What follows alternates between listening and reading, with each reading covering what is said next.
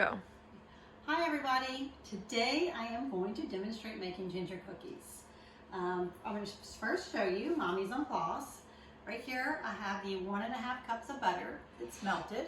So 1.5 cups, that is going to be 2.5 sticks. I have a 1/2 cup of molasses.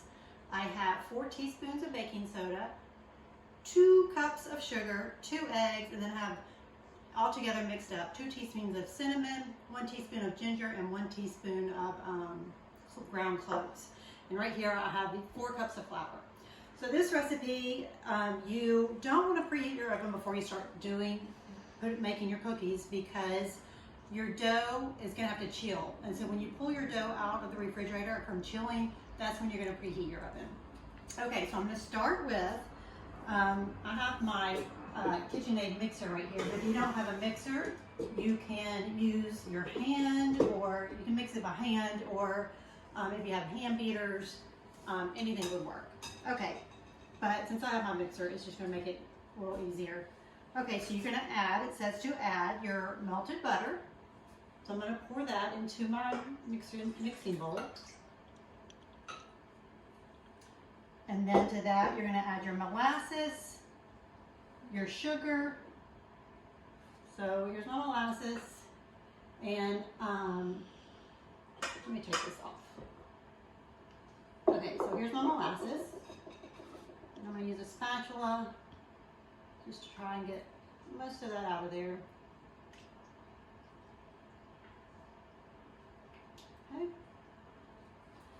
and then I'm going to add my 2 cups of sugar, my 2 eggs, and my eggs were at room temperature.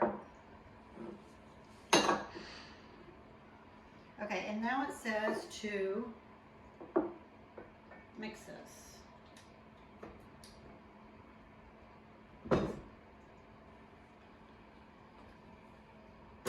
Mix it well. We'll start kind of slow.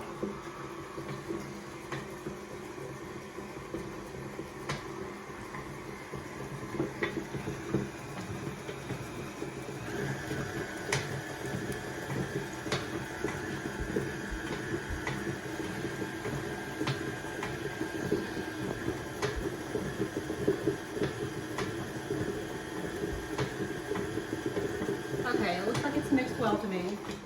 And let me clean this up a little bit. Spilled the molasses. Okay. And now it says to beat well and then sift together and add to this mixture the flour. So I have my flour right here, and this is what I like to use to sift flour. So I'm going to sift the flour and the soda. I'm going to go ahead and pour the baking soda in there and all my spices. And I'm going to sift it with my flour. Just add a little flour at a time so it makes it easier to sift.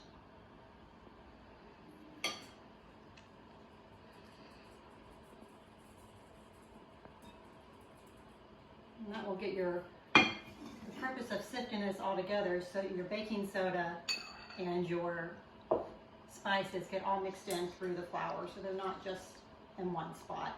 And also to get any lumps that can be, or those little hard parts that sometimes end up in the flour. We'll get that out.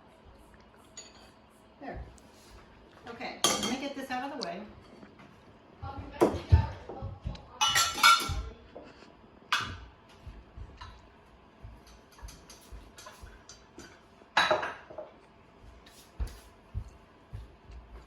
And the next it says to add this mixture to your sugar and molasses and eggs mixture. So I'm just going to a quick little stir. You can see the spices in there.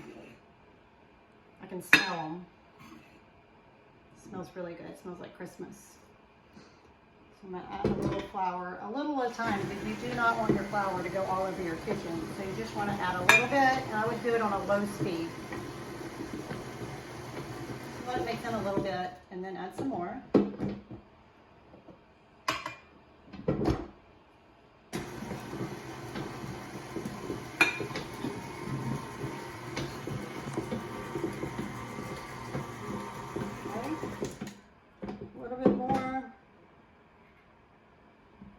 almost done.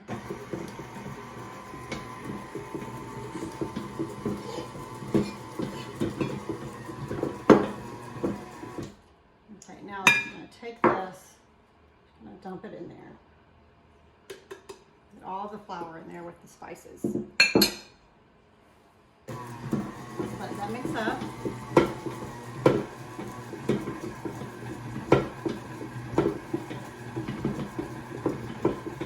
What I like to do when I use a mixing bowl like this is I like to get a spatula and just kind of scrape the bottom. You can see some of the molasses is down in the bottom.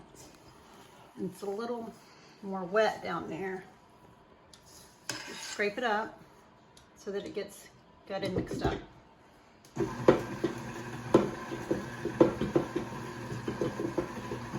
turn it up just a little bit higher. That's about it. You remember from what we talked about this past week about mixing flour. Once you add the flour in there and you have your leavening agent like baking soda, you don't want to mix it very much. You want to mix it as little as possible. So I think that's pretty well mixed up. And I'm going to show you the consistency of this dough and why it needs to be refrigerated.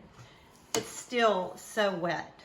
The dough is really wet, and so it would be hard to make that into cookies.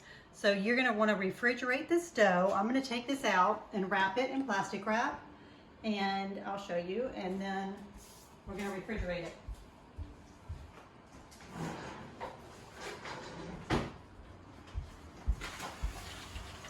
And actually, just to make it easier, I'm not going to wrap it in plastic wrap. I just want the dough to chill. And so I think I'm just going to leave that in there and cover this with plastic wrap. And this is going to go into my refrigerator for at least 3 hours. You can chill it longer. I mean, if you want to, you can chill it overnight. You can chill it for 2 days. But I'm going to finish making these today, so I'm going to let this chill for at least 3 hours and make sure you're able to roll them into a ball. Okay, so I'm going to do that, and I will show you when that's done. Okay, so I am videoing this myself, so I'm not going to show you. I'm doing this with one hand. So I'm just going to show you what I did. I chilled my dough for 24 hours, and then I have rolled it. You can see the balls right there rolled. And these on my cookie sheet. I've rolled those, and if you notice, they're all about the same size. You want to keep your cookies the same size. You just roll them in balls and put them on the cookie sheet so that they all cook at the same temperature. And so since I only have one hand, I'm just going to show you what I did. I have a bowl of sugar right here, and I've rolled the cookies into balls, and you just roll them into your sugar. So you just roll them in the sugar like that, and put it on your cookie sheet. One more.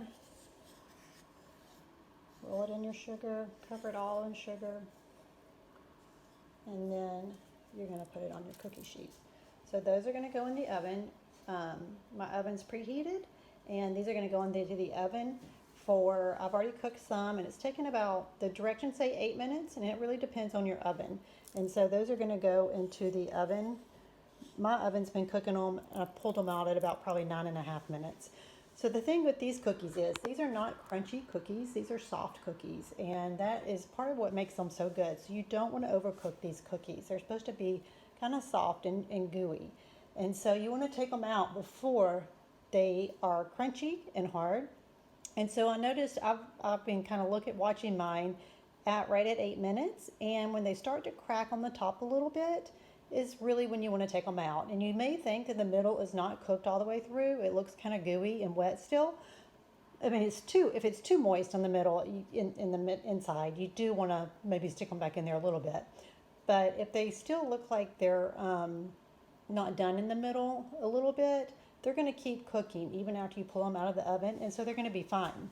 So leave the cookies, let them just sit for a little bit on a cooling rack, and then